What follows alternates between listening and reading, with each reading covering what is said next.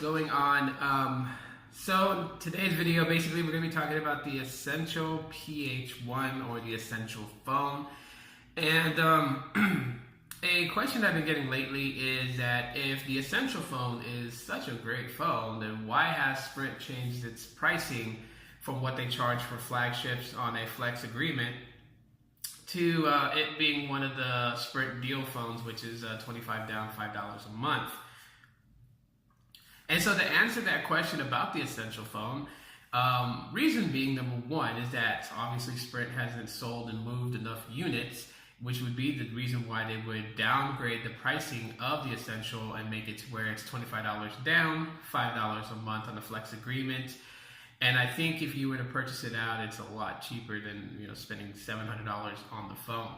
So, I mean, even then, if you didn't want to do the full 18-month agreement, you can actually purchase out the phone and pay off the payout amount. And as I say, they didn't move enough units, obviously, but there's a reason why they didn't move enough units, and it's not because the phone absolutely sucks or, it's a cheapy phone or anything like that, because today, which is pretty amazing how people will judge a phone as the classic person you are. I think that's ridiculous. But the main thing here is that the phone does not have brand recognition, okay? This is a new phone that just jumped in the game of smartphones and is just trying to stake its own claim. You have companies like Samsung, HTC, Motorola, LG that are really brand recognized. You have Apple iPhones that are just recognized no matter what. And then you have secondary B-listers like Huawei, ZTE, and Kyocera and all them. So, I mean, people know these brands. They don't know what an Essential is. I mean, trying to explain what the Essential phone is and just what kind of experience you may get out of the phone, still has people leaning on the fence because they're like, oh, it may have a Snapdragon 835. It may have, I believe, 4 gigs of RAM. It may have 128 gigs of internal storage, spec-wise.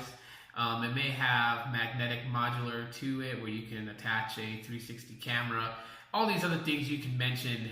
You can even bring up the fact that the founding owner of the Essential line of products is one of the founding fathers of Android, and it still has people leaning on the fence. It's all about brand recognition.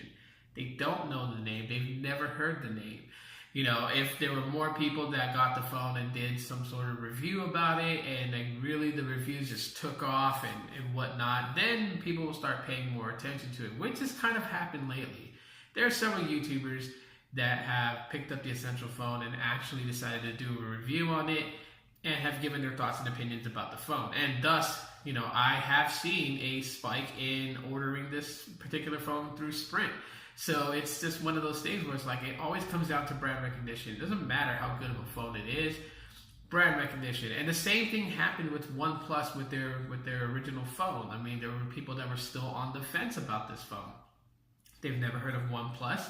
They never knew exactly what it was going to be about. And even when the OnePlus 2 came out, people were still on the fence about it. It wasn't until the OnePlus 3 where OnePlus had established itself to be recognized brand name that now people look at OnePlus and they're like, it's this great old phone. It's pretty much comparable out to being like a Nexus, since basically the Nexus line is gone and it's been replaced by Pixel.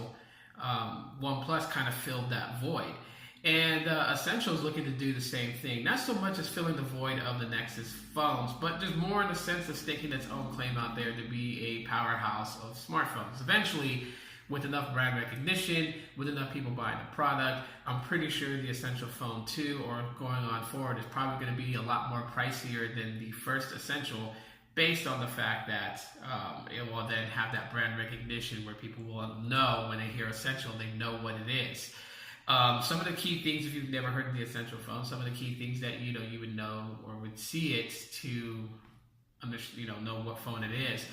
It is one of the phones that pretty much adopted the whole front camera wraparound on the screen. So on the very top, you do have a cutout, say on the screen right here, rolling right here to here, and in the middle would be the camera. and basically it's an all-screen display. Build quality out of it is supposed to be really good, though I did see videos where people were talking about the phone easily getting damaged for the backing actually being ceramic and not glass, and the side rails being titanium, so it's ruggedly kind of built, but still in an elegant way. And it gives you the things that you really want out of a smartphone nowadays, basically. For those who chase specs and stuff and whatnot, it's going to fill that area. I think that is the absolute reason why Sprint has dumbed down the price to $25 down, $5 a month. So if you're really looking to try to get into one of those phones, and you're very curious about it, and you do have Sprint service, then yeah, definitely take advantage of it. Rather than going and spending, buku bucks trying to get, a Galaxy S8, go for the Essential. It's not a bad fit at all whatsoever. So anyways, that's it for this video, guys. If you guys enjoyed it, guys, let me know by smashing that like button to let me know. Other than that, that's pretty much it. Hopefully you guys are going to enjoy your weekend. I know I will. And I'll talk to you guys in the next one.